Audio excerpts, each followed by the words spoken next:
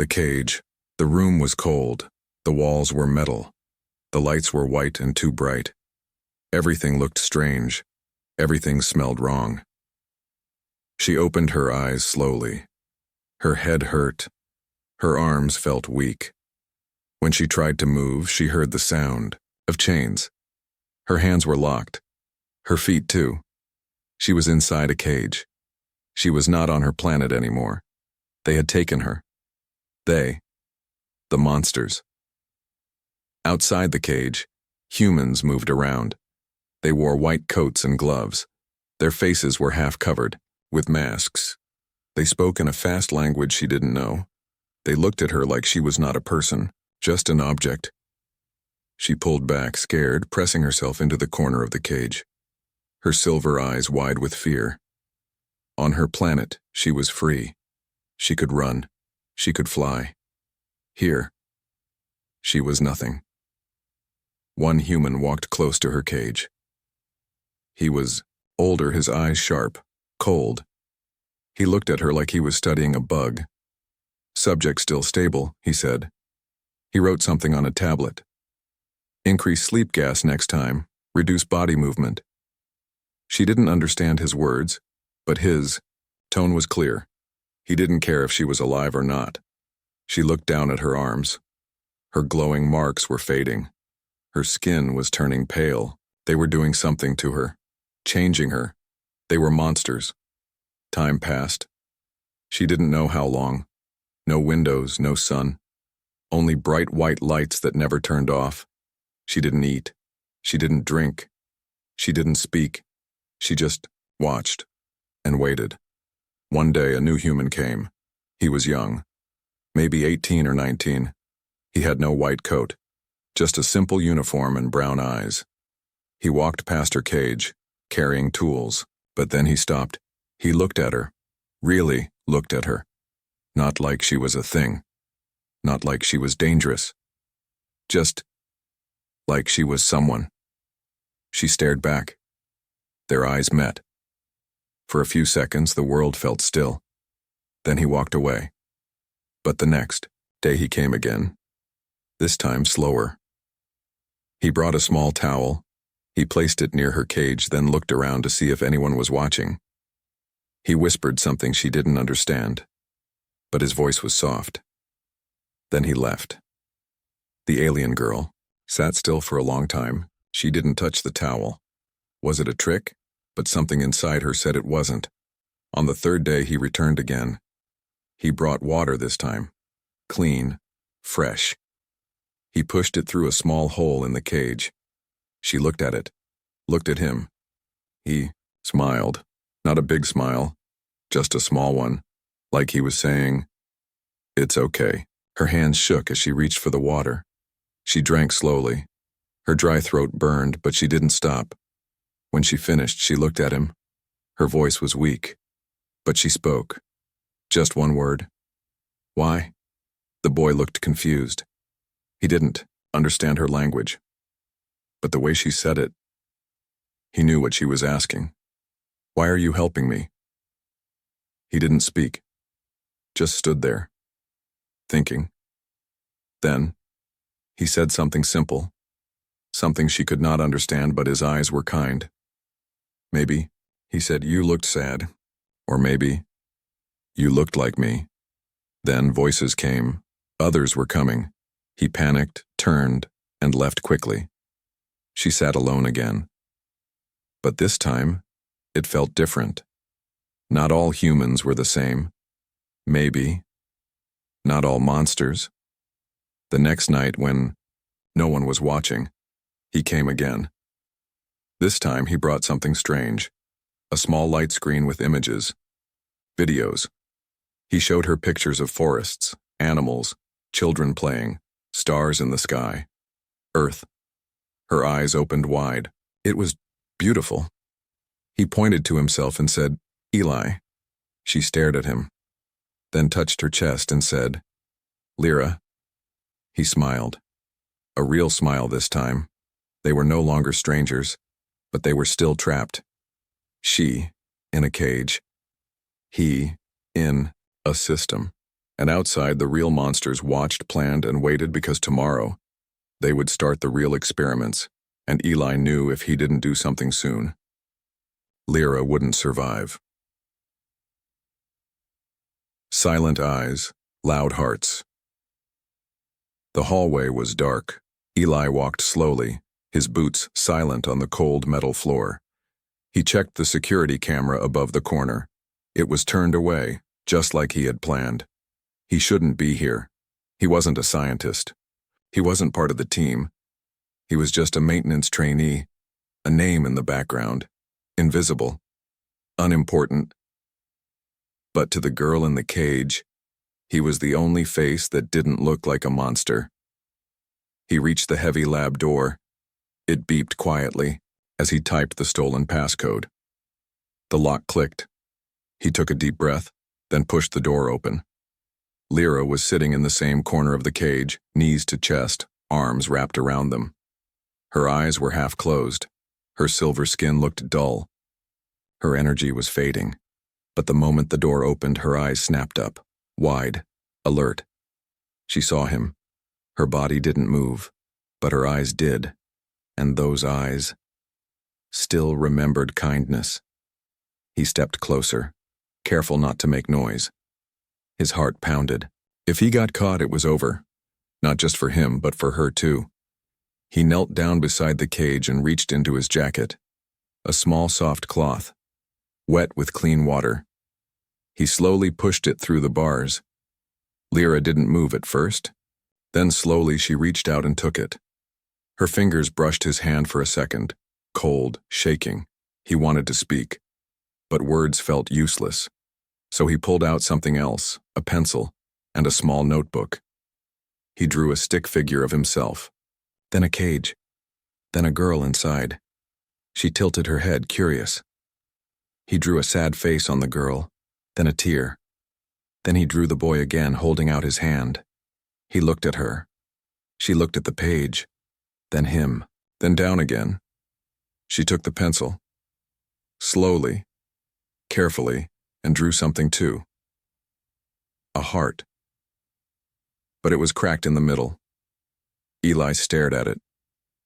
She wasn't just scared, she was broken. And he couldn't take it anymore. He whispered, "You don't belong here." She didn't understand the words, but she felt them, in his voice, in his eyes. He stood and looked around. The room had cameras. Not all of them real. Some were fake. He had worked on the systems. He knew which ones worked and which ones were just there to scare people. But there was one small camera in the top right corner. That one was real, and it blinked. Someone was watching. Eli's blood turned cold. He turned to Lyra quickly. "I have to go." She stood up too, gripping the bars. Her eyes were wide, panicked. She felt the danger. He backed away fast. "I'll come back, I promise." The door opened behind him, too fast. A tall man in a black suit stood there, not a scientist. Security. "Boy," the man said.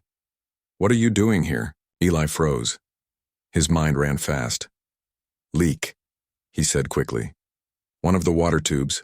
I saw it on the report. I came to check." The man stared at him. "You shouldn't be here without clearance." I didn't touch anything," Eli said. Just looked. A long pause, then the man nodded. "Get back to your section." Eli didn't wait. He walked out, turned the corner, and ran. His heart was a drum. His hands were shaking, but he knew one thing now. They were watching her. Every second. And now, they were watching him too. Meanwhile, inside the cage, Lyra watched the door close. She could feel it. Something bad was coming. The white coat scientists were preparing something. She had seen them whisper, "Look at machines." Tap on glowing screens. They looked excited, the way a hunter is before killing. They didn't see her as a person, just a subject, a thing to study. She closed her eyes and remembered her home. Her sky was purple. Her trees glowed with soft light. Her people sang, not spoke. Their language was music. Now silence was her only song, until he came. The human, Eli. He didn't sing, but his silence had a heartbeat. Back in the control room, two scientists looked at the camera feed. Subject 11 made contact with a civilian staff. One said, his voice calm but cold. The other nodded. No risk. The boy doesn't know anything. Probably. Just curious. But she looked at him. Responded. Yes, the second one said, eyes narrowing. We increase the dosage tomorrow. Night fell. Eli sat on his bed staring at the notebook. On the last page, the cracked heart. He flipped it, drew something else. Two hands, reaching for each other. One human, one alien. And this time, the heart wasn't broken. Messages in the dark. The room was colder tonight. Lyra sat in the cage, knees hugged to her chest, eyes half closed but still watching, always watching. Her breath was slow, her body tired. Her glowing veins had dimmed to a soft gray, but inside, she was awake, waiting, for him, the boy with quiet hands and loud eyes. He didn't come last night, and she feared he would never come again. Was he caught? Was he punished? Did they hurt him? Suddenly, the door hissed open. Lyra flinched, but it wasn't a white coat. It was him, Eli. He looked nervous, more than before. His hoodie was wet from rain. He had run to get here. He didn't speak. He couldn't. But the look in his eyes told her everything. I'm sorry. I couldn't come last night. They're watching. Closer now. Lyra didn't smile, but her eyes softened. He was here. That was enough. Eli sat down beside the cage. He pulled out a small flashlight, covered with red cloth so it wouldn't glow too bright, and the same notebook. Pages already half full. Tonight he came with a plan. He flipped to a blank page and drew. A box. The cage. A stick figure. Lyra. A second stick figure. Himself. A line between them. A small eye watching from the top corner. Lyra tilted her head, understanding. The eye meant the camera. She nodded. He turned the page and drew more. A clock, a night sky, and a small map of the building. Her eyes followed every pencil line. She understood more than he expected. Then he did something strange. He opened a second notebook, a smaller one. Inside it were strange symbols, not drawings, words. Her language. He had copied her hand signs and sounds over the last week and matched them with English letters. He was trying to learn. Eli wasn't just helping her escape. He was trying to talk to her. Lyra's fingers touched the page, her eyes wide. He had been listening. She reached out with one hand, slowly touching the drawing of the map. Then her finger moved, tracing a new path slightly different. Then she tapped a spot. A vent. A safer exit. Eli watched. She was helping him back. This was no longer just a rescue. It was teamwork. But they were running out of time. Inside the observation room, two scientists stared at her vital signs, her heart rate, brain scans. She's responding to him, said the older one, emotionally. The connection is growing. We can use that, the second replied. Push it. Trigger emotional spikes during testing, stronger results. Or, we break it, separate them. No, let it grow a bit longer. Then, we snap it. Back in the lab, Eli tapped the page gently to get her attention again. Then he pointed to the door. He drew a needle. Then he pointed to her. Lyra's hands clenched. She knew what he meant. Tomorrow. They were going to inject something. She stood quickly, panic in her eyes. She shook her head. No. No. No. Eli touched. The notebook again drew fast. A clock. The number 3. A door. The word run. She stopped. He pointed to himself, then her, then the same exit she had drawn. Tomorrow night. 3 a.m. Escape. Her hands shook. She looked around, afraid. If anyone knew if they were being watched. She reached for his hand through the bars. This time she didn't let go. Her skin was colder than before, but her touch had fire in it. She was ready. But outside, in the shadows, someone was listening. A hidden microphone under the desk. A soft, red light blinked, a whisper in a headset far away. Connection confirmed. Begin phase 2. Later that night, Eli walked home in the rain, soaked, heart pounding. He knew now. This wasn't just about her being a prisoner. Something bigger was happening. The scientists were too calm, too confident. She wasn't their first alien, and she wouldn't be their last. He got home, locked his door, and sat with the notebook. On the last page, Lyra had drawn something before he left. Not a heart, not a cage, but a symbol. 3 stars over a curved moon. It was the sign of her people, a warning, a name, a location. He didn't know yet, but he would find out, because tomorrow night, they were escaping or dying together. The escape plan. The countdown had begun. Eli stared at the clock in his room. 2:42 a.m. His hands shook as he zipped his jacket, double-checked his backpack, map, wire cutters, flashlight, vent key, and a tiny energy bar. He didn't know if they'd make it. He only knew they had to try. Outside, the facility stood like a sleeping giant, cold, silent, watching. But giants are not always asleep. Some pretend. Inside the lab, Lyra sat in the cage, her eyes wide open, unblinking. They had given her a shot hours ago. She felt dizzy, weak, but not broken, not yet.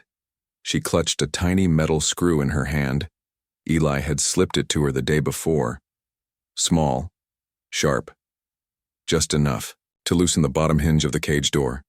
She had been working for hours in silence, in darkness. Now, it was loose. Now she could move. She waited. Then, she heard it. A soft knock, 3 times. Then silence. Then one more. It was him. He was here. Outside, the lab. Eli opened the utility door. He knew the guards were far tonight.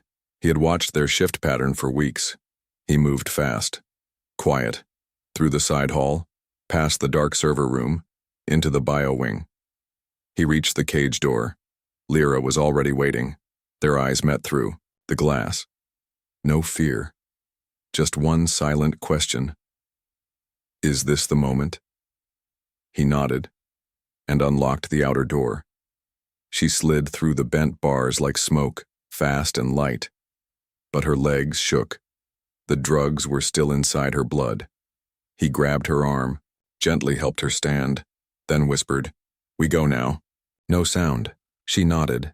They moved like shadows, down the corridor, behind crates, through a side panel Eli had unlocked earlier. Every step echoed in Eli's ears like thunder. Every blinking light felt like a siren. Lyra pointed to the ceiling. A vent panel. He climbed first, reached down, pulled her up with quiet strength. Inside, it was tight, hot, air stale, but they moved, together. But in the control room, a red light blinked, one screen flickered, a silent alarm, cage breach. The guards didn't notice yet, but one man did. Dr. Sarl. He leaned forward watching the screen. He smiled. They're moving. Good. Let them. Back in the vents, they reached the final turn. Below them, the garage. Just one more jump. Freedom. Eli unscrewed the vent panel, looked down, empty. He turned to Lyra, whispered, "You first." She hesitated, then dropped, soft and silent. He followed. They ran, reached the exit door. He swiped the card. Nothing. Swiped again. Red light. "Come on," he whispered, panic rising. One more time. Green light. The door clicked open. Bang! A flash of light. A stun grenade. Eli fell to the ground, dizzy. His vision spun. Lyra screamed, but no sound came out. Footsteps. Fast. Heavy. Guards. Too late. A voice echoed through the garage. Slow. Calm. Confident. Very impressive. Very emotional. Very human. Dr. Sorrel walked forward, hands behind. His back. Guards aimed weapons at Eli and Lyra. Eli stood, shaking. Let her go, Sorrel chuckled. Why would I do that, Eli? She's the most valuable discovery humanity has ever touched. She's not an object. She's proof, boy. Proof of life. Proof of power. You think she fell here by accident? Eli blinked. What? She was sent. A scout. Her kind were watching us for years. She wasn't lost. She was planted. Lyra stepped back, shook her head. No. Of course you'd say that, Sorrel smiled. But your people sent you, and now they're coming. Eli turned to Lyra. Was it true? Lyra stepped forward. Her voice was weak but real. I was not, sent. I was running. Sorrel's eyes narrowed. Running from what? Lyra's eyes burned with light again. From them. She pointed up, toward the sky. Not all stars are kind.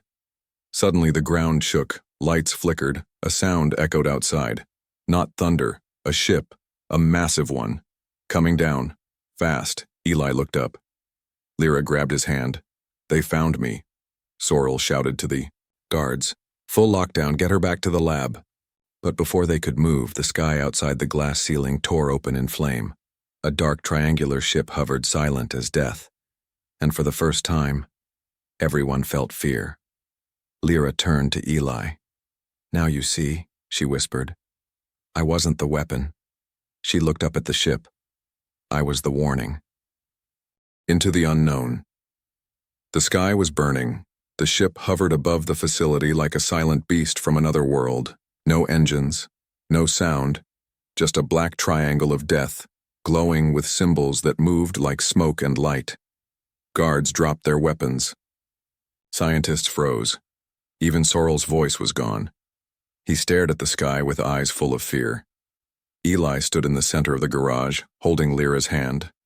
The glass ceiling above them cracked from the ship's low vibration. Sparks fell like fireflies. Lyra, Eli whispered. What is that? She didn't answer. Her eyes were glowing now. Bright. Alive. She wasn't scared. She was remembering. Flashback. 6 months ago. Lyra's planet, Haloran. A beautiful world. Sky, filled with twin moons. Forests that hummed with color. Cities floating in the air, singing in light. Lyra stood in a garden, looking up at a screen. News played. War was coming. But not from humans. From the Reapers. Machines from deep space. That consumed stars and harvested minds. They did not speak. They erased. One by one, the outer colonies of her people went dark. No signals. No life. Her leaders wanted to send weapons. Lyra wanted to send a warning. She stole a scout pod and ran. She fell through space. She fell to Earth. Back in the present. The Reaper ship hovered lower. Suddenly, a beam of black light shot down, silent, wide humming. Everyone inside the building froze. Then, power went out. Total darkness. Then emergency red lights blinked on. Eli looked around. They cut everything. Lyra's voice was calm. They are not here for Earth, not yet. Then why? They came to finish me. Sorrel turned to his guards. Move her, now. They didn't move. He grabbed one by the collar. She's the key. Don't you get it? If they want her, she's valuable. We bargain. Lyra stepped forward, slow, steady. They do not bargain. They do not talk. Sorrel raised his pistol, aimed it straight at her. Stay back. Eli stepped in front of her. You shoot her, you're doing their job. Sorrel's hands shook. He looked at Eli and hesitated. Then, a sound, like metal screaming from far away. The glass ceiling above shattered, and something came down, not a creature, not a robot. A hunter. A black-suited Reaper drone with no face, no mouth, just a circular red eye. It landed in silence. Then it moved. Fast. The guards screamed and opened fire. Bullets hit the Reaper and bounced like dust. It raised its arm. A shockwave burst out. Everything flew back. Eli hit the wall hard. Lyra tumbled across the floor. Sorrel tried to run. Too late.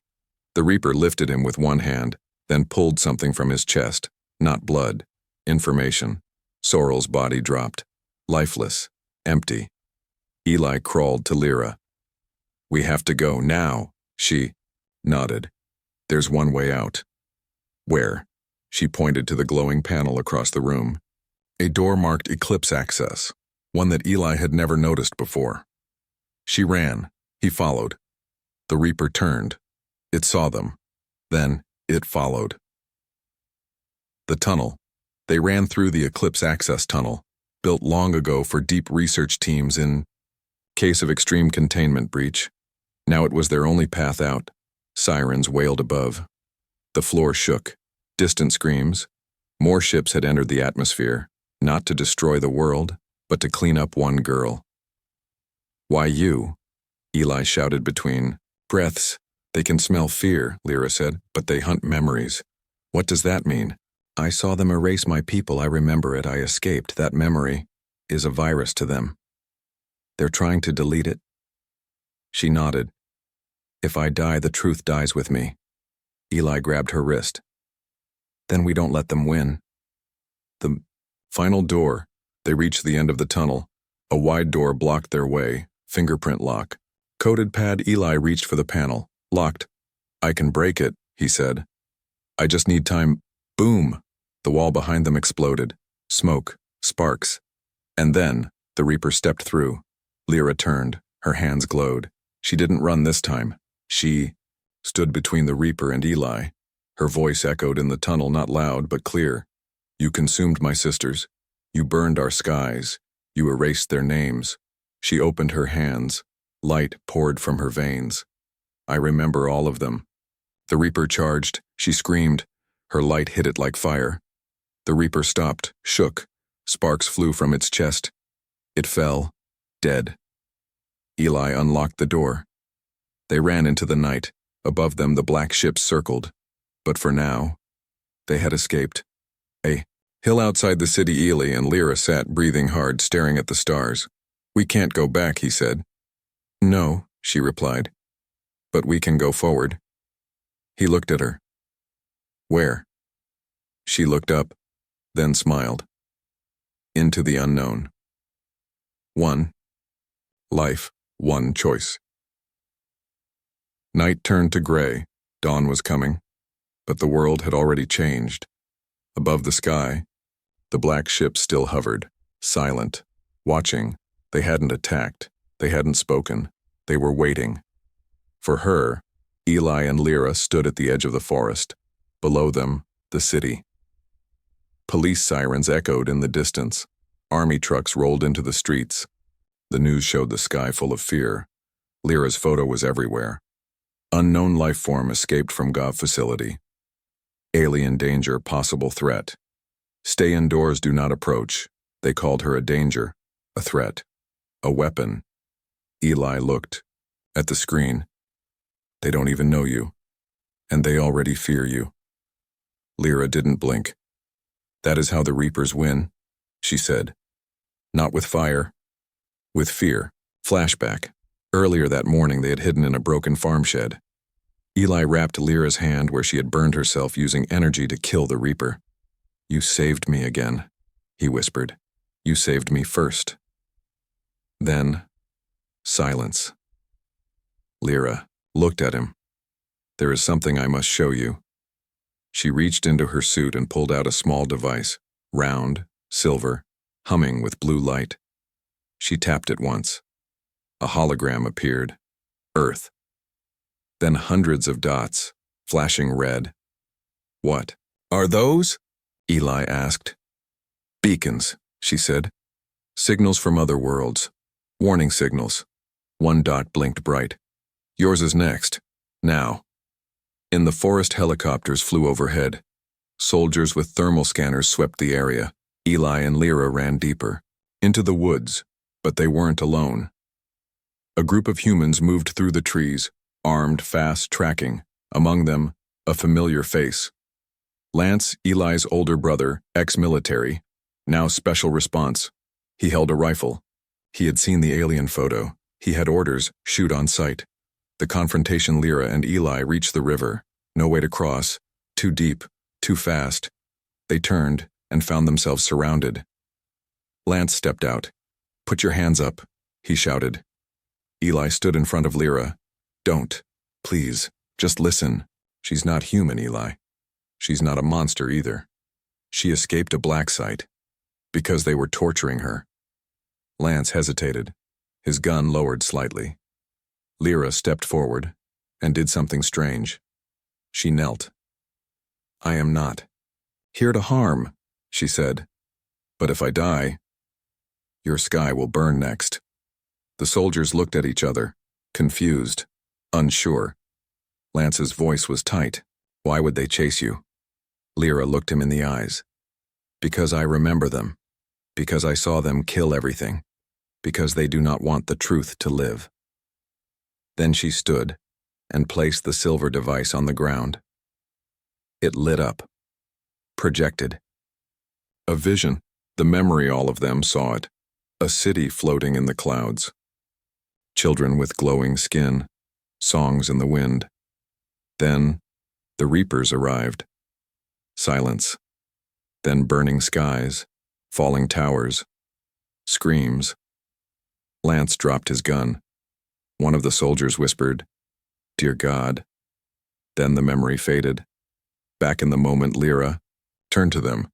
"I do not want war. But if you silence me, they will win." Lance looked at his men, then at Eli. He made a choice. He raised his hands. Let them go. The escaped Lyra and Eli ran through the trees toward the mountains. They found a hidden cave, once used for Cold War surveillance. Now abandoned. Inside, old gear, radios, maps, and a long-range antenna. Eli looked at Lyra. "Can we send a message?" She nodded. "Not just to the stars, to Earth." The broadcast that night, a signal spread across the world. Every screen, every device, every satellite. Lyra appeared, calm, clear. "My name is Lyra of Haloran. I am not here to invade. I am not here to harm. I came to run from death. From silence. From machines that eat memory and turn hope to ash." She paused. "Now they follow me here. If I die, you die next." She looked straight at the camera. "But if you help me, if you stand with me, we can stand together. We can fight back." Around the world, people watched, in silence. Some cried, some turned off the screen, some reached for weapons, but some listened. Final. Seen Eli and Lyra sat in the cave, waiting. Would Earth help? Would they run, or would they rise? Above them, the black ship hovered still, watching, waiting, and then a second ship appeared, not black, white, with a human flag and a message. "We received your signal, we're listening." Eyes that changed everything. The world was awake, every screen, every station, every pair of eyes, watching her. The alien girl who spoke in light, the girl who warned Earth of what was coming. Some called her a threat, others called her hope. But all of them waited to see, what would humanity choose? Location: the hidden cave, 317. Amelie sat on the cold ground, staring at the antenna they used to send the broadcast. Lyra stood nearby, silent, still, glowing faintly in the darkness. Neither had slept. Above them. Two ships hovered, one black, the Reapers waiting to strike. One white, Earth's ship, silent, waiting for orders. Lyra spoke softly, almost to herself. "This is the moment I always feared, the moment I always hoped for." Eli looked at her. "You think they'll choose right?" She didn't answer. Instead, she whispered, "I hope they see me, not what they fear I could be." Location: Global Command Center. Earth's orbit inside the Earthship, generals argued. One screen showed Lyra's face. Another showed the Reaper ship. "We cannot protect her," a commander said. "If we do, they might attack the planet. But if we don't," another replied, "we become them." Silence. Then a voice came from the back. Commander Reyes, a woman who had once lost her daughter in a failed peace mission on Mars. She looked at Lyra's broadcast again and said, "We defend her, not because we understand her, but because she asked for help. And because we're still human." The Decision Earth made its choice. The white ship sent a signal down. Protection engaged, human shield activated. They moved between the Yao cave and the Reaper ship. The Reaper's response. The sky turned red. The Reaper ship shifted, silently, like a shadow stretching across the moon. Then it spoke, but not in sound, in minds. Everyone on Earth who had ever looked into a screen heard a whisper, "Give her to us," or "Join her in memory." Millions froze. Some screamed, some dropped to their knees, but some stood up. Humanity responds. In cities, people marched, holding signs, "We stand for her. One life matters. Earth is home to all." In the cave, Lyra felt it. Tears glowed in her eyes, not water, but light. She turned to Eli. "They see me," he smiled. They finally looked. The Reaper descent. The Reaper ship moved down, fast. Its surface opened, hundreds of drones ready to strike. But before they reached the ground, the Earthship fired a defensive beam, bright, blinding, human-made. Itio struck the lead drone mid-air, shattering it into ash. The sky exploded with light. War had begun, but not between Earth and Lyra. Earth had chosen to fight for her. The battle, in the air, humans and Reapers. On the ground, Lyra raised her hands, calling light from the Earth itself. Trees glowed. The ground cracked with power. She fought not with weapons but with memory, sending waves of what she had seen back toward the machines. They faltered, shook, broke, because the Reapers couldn't survive memory, and she remembered everything. The final drone, one last drone, made it through. It charged at Eli, red eye glowing. He didn't run. He stood still. Lyra screamed, "No!" The drone flew and stopped. It looked at Eli. He looked back. No fear, just calm, just choice. The drone hesitated, and for the first time in Reaper history, it turned away. It spared him, because it saw something different. Aftermath, the Reaper ship retreated. It did not die, but it fled. For now, Earth had bought time. Lyra collapsed to her knees, exhausted. Eli rushed to her side. "It's over," he said. "No," she whispered, smiling. "It's beginning." 1 month later, world governments created the Unity Accord, Earth's first official policy on non-human life. Lyra spoke before the UN. No translator needed. They felt her. "I did not come to start war. I came to survive one. But you gave me more than survival. You gave me a place, a name, a face, a future." Final scene, on. A quiet hill under the stars, Lyra and Eli stood together. "You changed everything," Eli said. She looked at him. "No, you did." "How?" She touched his chest. "Because you looked at me. Not like a monster, not like a miracle, but like someone." Their eyes met. One human, one alien. And in that look was everything. Fear, hope, war, peace. A new beginning.